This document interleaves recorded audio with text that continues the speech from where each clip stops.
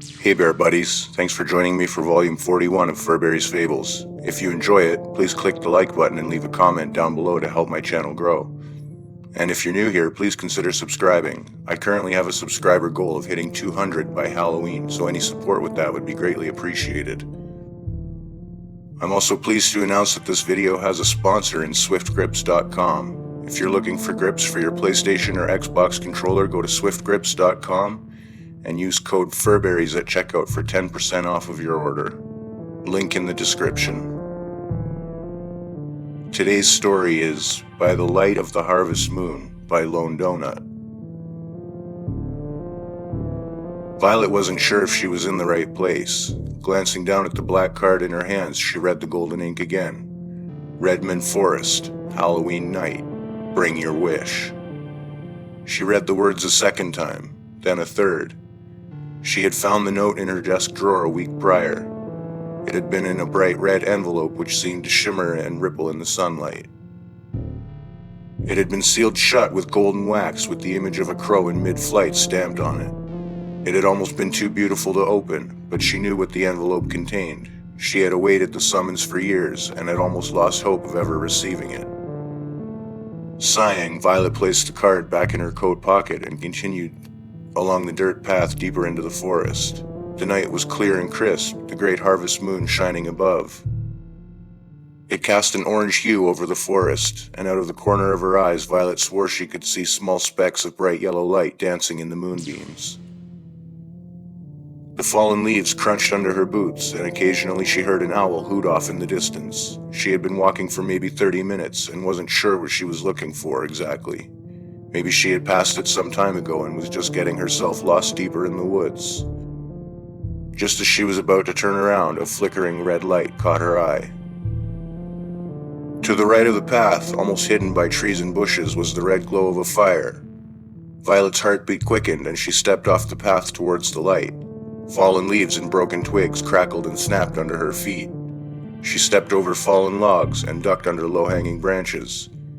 The fire grew brighter and larger as she approached, and a smile twitched at the corner of her lips. Stepping into the clearing, Violet was met by 4 other women. Each stopped what they were doing and watched her. They were all different ages, the youngest being a teenage girl with dyed black hair that hid half of her face, and the oldest being a gray-haired woman who sat upon her walker. The other 2 women were closer to Violet's age, one having short blonde hair, and the other with hair dyed the color of evergreen trees. When Violet got close enough, she noticed that the fire sat in the middle of a large pentagram made out of stone. From a distance, the design was invisible, hidden by tall grass, but when one stepped into the clearing, the gray lines etched themselves into the earth. Each woman stood at one of the peaks of the star, and there was only one spot left. Violet positioned herself between the older lady and the green-haired woman. She looked to her feet and saw a large flat gray stone was at the tip of the star. Its edges were worn and soft from generations of feet. Many had been here before, and Violet was sure many would be here after. Taking in a deep breath, Violet stepped up onto the stone. As soon as both of her feet were planted on the rock surface, the fire before her grew and brightened. It reached up towards the hanging moon, crackling and snapping. Its flame seemed to lick the surface of the moon, and the air around the women grew hot and electric. A soft, popping voice whispered into the ears of each woman. "Make your wish," it hissed. They all raised their arms up, reaching towards the luminous sky above, and closed their eyes. They sent their wishes and prayers up into the roaring flames and menacing moon. They pictured what they wanted, what they needed most in the world. One wished for youth, one for love, one for money, and one for happiness, and one smiled widely as she wished. Violet felt it the moment she sent her wish out. Energy coursed throughout her body, shooting up and down her bones like electricity. She could feel the hair on her arms stand up as the sensation increased. She laughed and opened her eyes. Her hands were still outstretched towards the harvest moon, and she could see that the tips of her fingers had turned black. Purple bolts of electricity twitched at the tips, arcing from one to the other. She lowered her hands, mesmerized by the energy shooting from her. The other women backed away from her. Their eyes were wide and fearful. She cackled and sent a large bolt of purple electricity up into the air towards the moon. It snapped and popped, twisting in the air like lightning. The voice from the fire laughed with her, and its flames danced with her energy.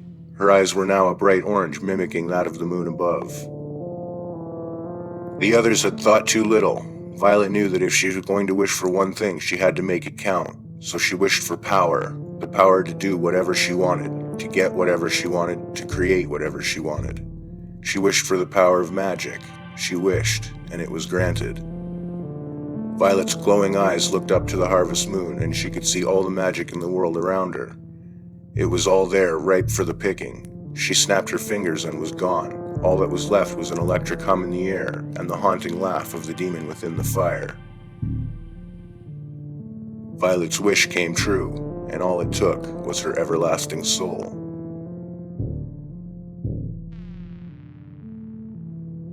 Hey Bear Buddies, thanks again for joining me for this volume of Furberries Fables. If you liked it and you want to support my work further, you can find a link below to my Patreon account as well as my merch store. Thanks again for listening. Have a great day.